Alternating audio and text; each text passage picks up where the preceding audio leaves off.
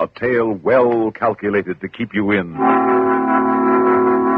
suspense. I looked over his shoulder to see the big open mouth of a nice blue .45.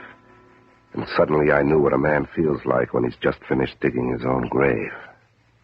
Listen now to Act One of Death of an Old Flame, starring Larry Haynes and Terry Keane, and written especially for Suspense by George Bamber. The name's Warren, Ronnie Warren. I play piano. I play in what they call piano bars. That's where they tear the top off a baby grand and build a counter all the way around for the jerks to put their drinks on. I must have played back and forth across the country a dozen times. Never the top spots, but all the joints I worked kept the pianos tuned. Ronnie, the lady wants to hear a song. That's Leo. He owns this place. Not a bad guy, as owners go, but still an owner. I look up at the chick at the far end of the piano. She smiles. I smile, slow and shy. You know, I gave her the old Cocker Spaniel, like a boy fresh out of college. And she eats it up. She even wrote it out for you. Yeah, so I see. $150 a week big spender had just stumbled through the bag. I figured if she was going to make a move, she'd wait till his back was turned. She said she'd like to hear Stardust. Oh? Well, tell her that looks more like a telephone number to me. I think she wants you to call her. Well, tell her I never learned how to use a phone. Ronnie, she's a customer. Yeah, I know. So I smile at her again like we're both college sophomores and this is our first date. But she's a chick like any other, poured into an expensive dress for a night on a town. A local princess who thinks she deserves better than she got. Better than a second-hand car in a garage and television every night. Better than the guy that brought her. Better than anything she'll ever have from the first moment she has it until the last moment she throws it away. For the moment, the piano player in the downtown club is better. And that piano player is me. Tell her I get off work at 2. Says she can't make it. She's with a guy. Yeah, I see that, but it hasn't stopped her this far, has it? Ronnie? Leo, I've been playing saloons for 10 years, and if I've learned anything, I've learned never to trust a chick and never give him a needle break. She'll be here, and I'll take her home. If something better doesn't turn up. Tell me, Ronnie, how do you do it? It's my boyish charm. My boyish charm. That's a joke around the saloons. I'm 35 years old, and I still look like I should be in college. Some guys say that's why I score so much, but really, it's the way I play piano. I play like I'm in another world. And when I look up, I always smile, like I'm pleasantly surprised that such excellent music could find itself in the presence of such superior company. I smile this way whether I'm looking at the wall, the bartender, a crying drunk, or the chick I'm working on at the moment. But out of all of them, only the chicks are flaky enough to take it personally. Play I get along without you. I don't play that number. You used to. I hadn't seen her come in, and I swung around to see what the voice told me I would find. The eyes were still incredible, so deep and brilliantly blue that you had to look twice to believe what you saw. Hello, Ronnie. She smiled. And somebody took a clean blade and dumped my insides on the floor. There was nothing left but an empty, aching hurt. I turned back to the piano because I was afraid I couldn't control my mouth. Hello, Anna. Mind if I sit down? No, go right ahead. Haven't seen you around the pool in a long time. 5.5 years, to be exact. I didn't keep track. Will you buy me a drink? I don't buy drinks for customers. She sat like she was suddenly very tired, and she toyed with her gloves for a moment the way she used to. Her mouth was as I remembered it, and her hair still soft and natural gold. But then I noticed there was a hole in one of the fingers of her white cotton gloves, and her dress was last year's style. I signaled the bartender to buy her a drink. Thanks. I read in the paper you were playing here. I kept track of you, where you'd been, when you'd hit town. Yeah, well, I would have kept in touch, but when I got back that night, all I could find was an empty hotel room. You didn't leave much of a forwarding address. Ronnie, I know it was wrong. I've been sorry a million times. The paper never said, did you marry again? When the man said until death do you part, I figured he wouldn't have bothered to say it if he hadn't meant it. Besides, it came in handy. When a chick would scream, marry me, I'd just say, oh, baby, I'd love to, but I'm already married. Saved me a lot of scenes. How about you? No. Frankie leave you for somebody else? No, he won't marry me. You still with him? Yes.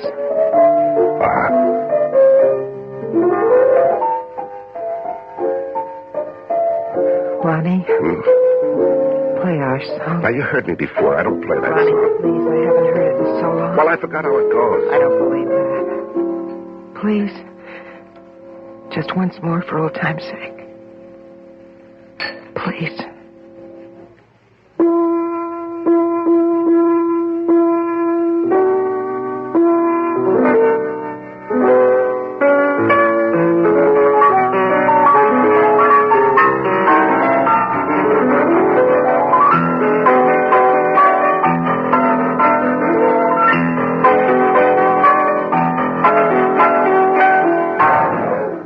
That's it. The set's over. Everybody gets a coffee break, including piano players.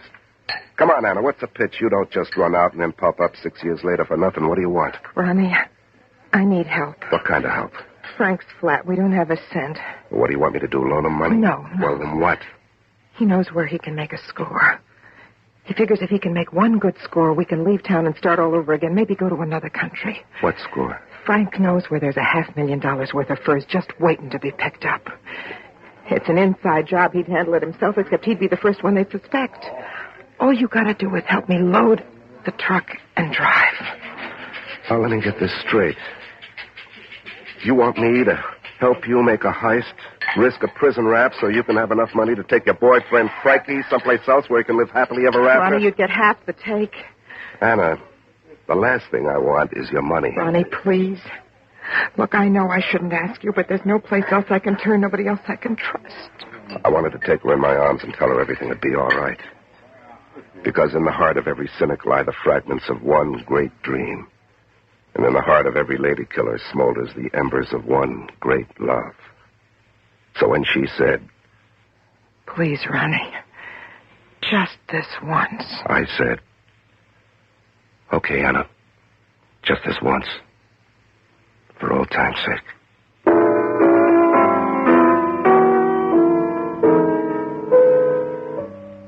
When I got to work the next night, I talked to Leo.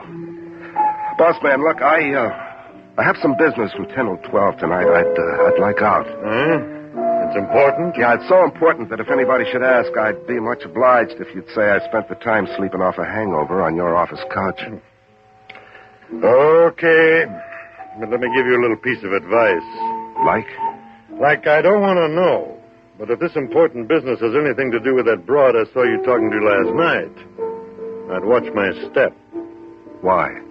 That's Frankie Amato's girl. She's one of the worst rats in this town. I know. Okay, so you know. But watch yourself. When 10 o'clock came, I left the piano and slipped out the back way to a truck marked Royal Furs. Anna was sitting inside waiting. Hi, Ronnie. She drove us across town into the back of a small shop. No one was in the alley, so she got out and opened the overhead garage door with a key while I backed the truck inside. She closed the door behind us and locked it. The furs are inside this cold storage vault. She slid back the heavy door and started stripping the hangers. It didn't take long because there weren't too many pieces. I don't know anything about furs, but I do know that what we took wasn't worth any $500,000. Finally, the truck was loaded and we were ready to go. But then she started pouring cleaning fluid out of cans.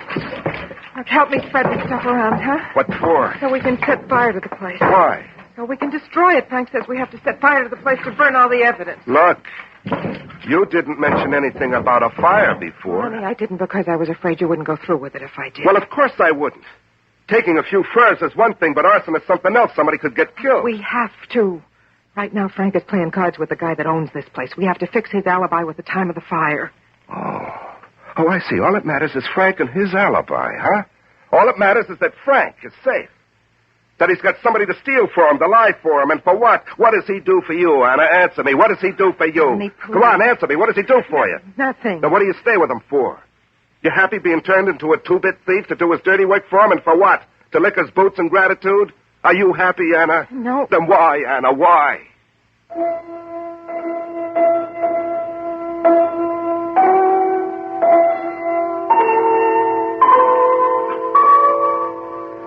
Ronnie, I don't know. If I knew, I probably wouldn't do it. I've wanted to leave him 100 times. I don't know.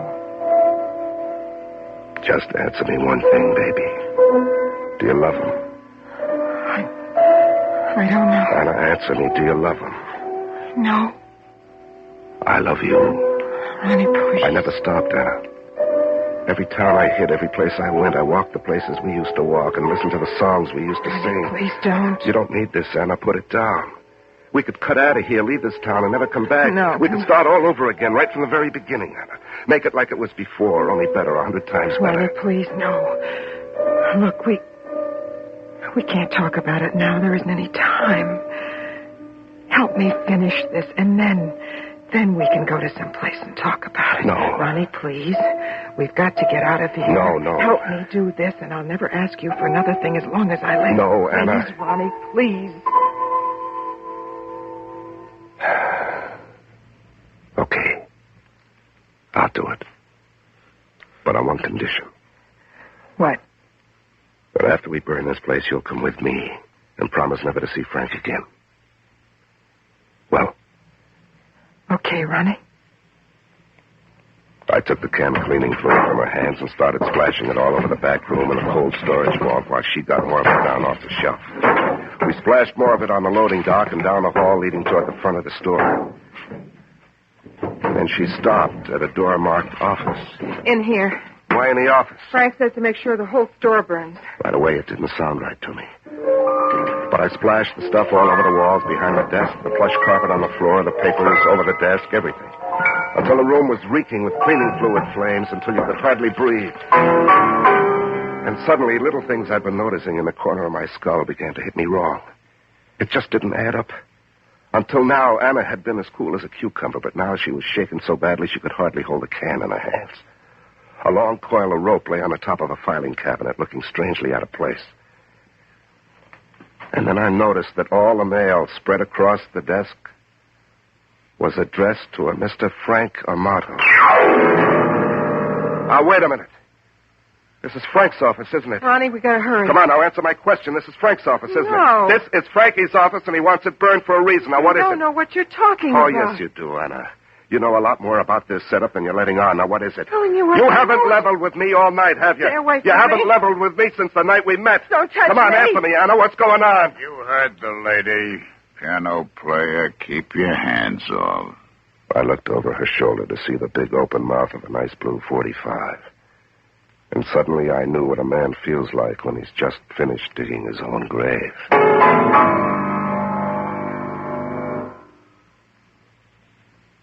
In a moment, we'll return with Act 2 of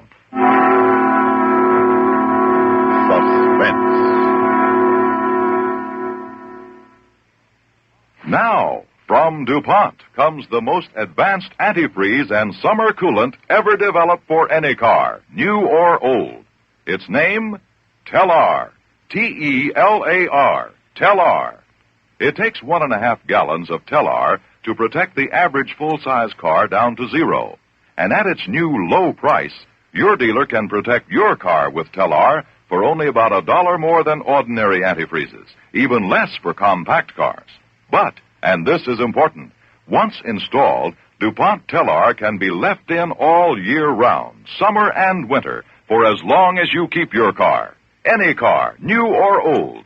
Your servicing dealer will tell you exactly why this is possible.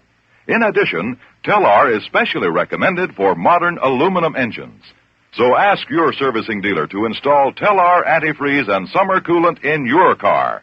Remember, it's made by DuPont. Telar. T-E-L-A-R. Telar. That's right, college boy. Keep your hands over your head. No one ever introduced us, but I'd say offhand you're Frank. And you're bright, college boy, real bright. Now, look, if this is a shakedown, I'm afraid you got the wrong party. I'm broke. Oh, this isn't penny ante stuff. I'm going after. This is money, big money. Well, pardon my density, but I still don't get it. You've heard of insurance, haven't you, college boy? Oh, sure. But I don't see how you can collect on a store you don't own. Or do you? I don't own the store. I don't have that kind of change at present. So I insured myself. Alive, I'm not worth 2 cents, but dead, I'm worth 50 grand. That's quite a piece of change, and Anna here is my only beneficiary. Oh. Well, I don't know how this figures me. Unless you want me to help you commit suicide. Oh, suicides don't collect. Besides, I wouldn't die for any broad. That's strictly for suckers like you. Okay, I've been a sucker up until now, but I don't think I can make this gig anymore, man. Nobody's going to commit suicide. I'm going to be murdered. Well, like I said, I still don't get it. I guess you ain't as bright as I thought. I told the owner of the store I was going to work late tonight, go over the books. The police will think I accidentally left the door unlocked. Somebody found it open, came in, tied me to my chair, stole all the furs, then burned the store to destroy the evidence. Now, wait a minute. In the meantime, I'll be on my way to Mexico, where Anna will join me after she's had sufficient time to recover from her grief and collected the insurance money. Well, there's only one thing wrong with that little plan, Frankie. Nobody would ever confuse me with you, not in a million years. Oh, I don't know. We're about the same height and build. You ever seen what a man looks like after he's been soaked with cleaning fluid and touched off with a match? I'm betting there's not much more than a crisp char to compare anything with. You always wanted to take my place, college boy? Sit down in my chair behind the desk and turn around and face the wall. I did as I was told. There wasn't much else I could do. But before I did, I took one last look at Anna. She couldn't face me. Hold the gun on him, Anna, while I tie him up. If he even looks like he's going to move, let him have it. Since I was as good as dead anyway, I knew that anything I did would be the right thing. They say that a man who's about to die starts praying. I didn't. I started thinking hard and fast because I wanted so badly to go on living. I don't look like I could punch my way out of a paper bag, but while I was waiting out the Army's boredom in Japan, a gentle old Japanese man taught me you don't need brawn to defend yourself, just brains and speed. And a thing called karate. Piano player's best friend. You don't hurt your hands. And I knew I had to have something to defend myself against husbands and boyfriends. So I learned karate and the art of timing and surprise. I waited until I could feel him touch my arm. And when he slid his hand down on my wrist, I made my move. I grabbed two of his fingers and heard them snap as I bent them back. That, coupled with surprise, made it easy for me to slip him around in a half Nelson, his fingers hanging like loose spaghetti, so his body was between me and the gun. I knew Anna wouldn't hesitate to shoot me, but I figured maybe Frankie boy was something else. Shoot! For God's sake, Anna, shoot! Yes. Kill him, there! Kill him! Yes, I might hit you. All right, Anna. Put the gun down and back out into the hall. No. Come on, do as I say, Anna. I can kill him with my hands if I want to. You know that. No, Anna, You no. know I can do it, Anna. You've seen me practice, remember? All I have to do is add a little pressure right here. You do like he says. Do like he says. That's better, Anna. I waited until she put the gun on the table and then backed clear out to the hall before I spun Frank around and slammed him with stiff fingers hard right under the breastbone. Oh! He crumpled like a rag doll with his eyes bulging like a drunk with the heaves. I ran from the office, grabbing Anna by the arm as I went. What did you do to him? Nothing. He'll live. Come on. You killed him. He only wishes I had. Come on. I dragged her all the way back to the loading dock, and she fought me every step of the way. We jumped down and ran past the truck to a small door where I struggled with the bolt all the time, keeping a tight grip on her wrist. I guess I didn't jab him hard enough because Frank came out of the dock after us, doubled over in pain, his gun in his hand. Frank! Come back here, you come back! I shoved her out the door ahead of me and dove out just as he cut loose.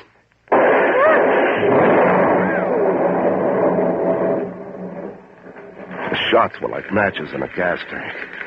The cleaning fluid fumes made the whole building explode in a roar of flame. Frank! Come on, let's get out of here. Oh, we can't leave him. He'll burn alive. You can't help him, Anna. It's Mommy, too late. Let me go to Anna, you can't go in there. Go. Frank, I got it. Anna, no.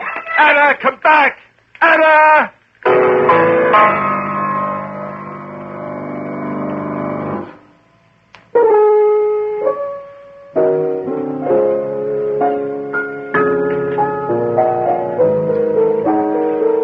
See here in the paper where my old friend Frank Amato finally met with a fatal accident.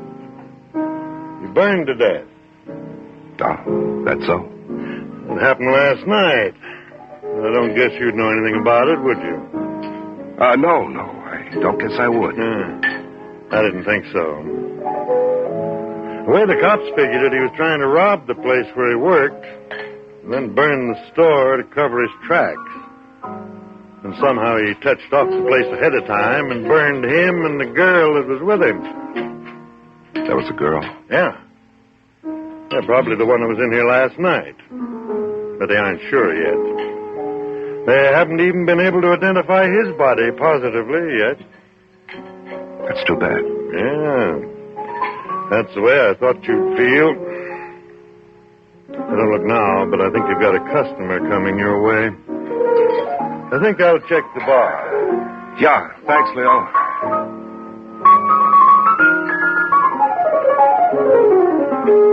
I knew what was coming.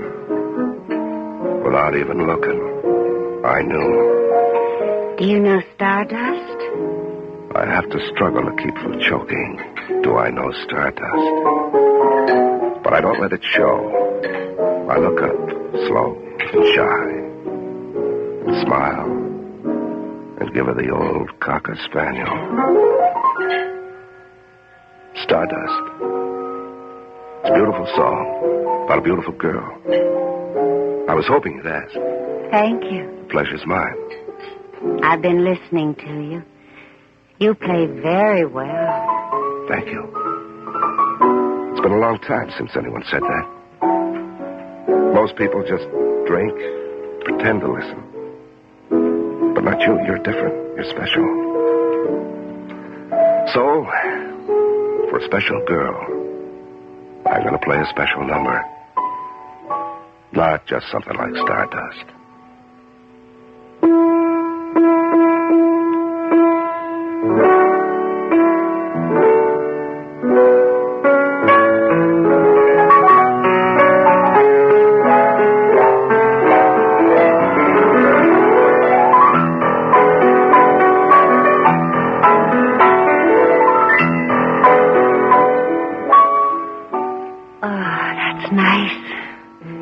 What's it called? Oh, this? That used to be called I Get Along Without You Very Well. But from now on, let's just call it our song.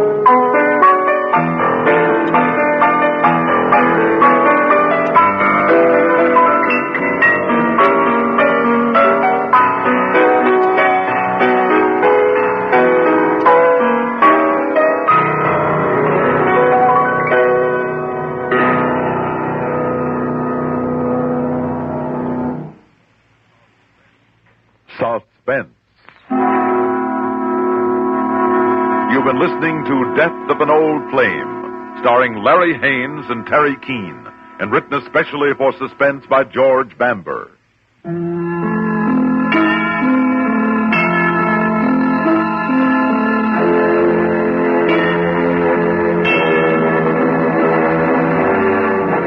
Suspense is produced and directed by Bruno Zerato Jr.